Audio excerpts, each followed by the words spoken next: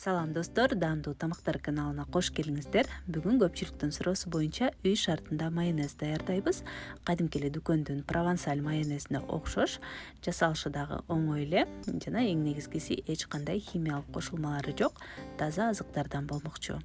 Бизге керектүү азыктар: 1 жумуртка, 1 чай кашык кумшекер, жарым чай кашык туз жана 9% уксуздан 1 чай кашык, ошондой эле жөнөкөй эч кандай кошулмасы жок горчицадан 1 чай кашык кошобуз.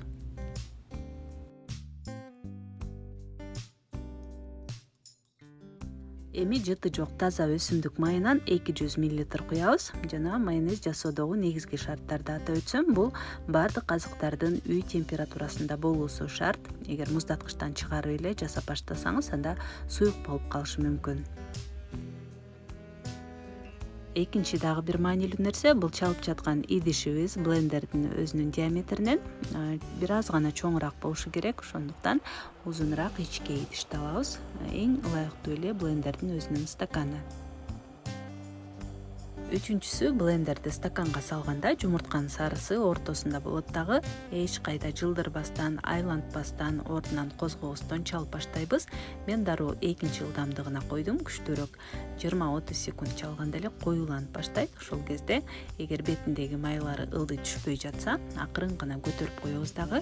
Ылдый түшүрүп, аралаштырып, дагы бир аз чалабыз. Баардыгы болуп, 1 мүнөткө жетпеген убакта коюу мына ушундай майонезибиз даяр болуп чыгат.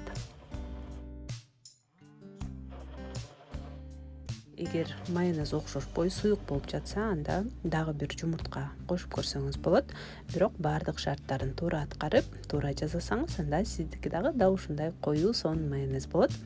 Ал эми майонездин өң болсо жумурткага байланыштуу.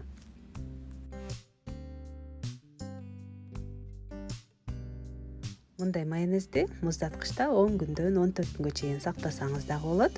Сиздер дагы дал ушул рецепт менен жасап көрүңүздөр. Мен ойлойм, сиздерге дагы жагат болушу керек деп.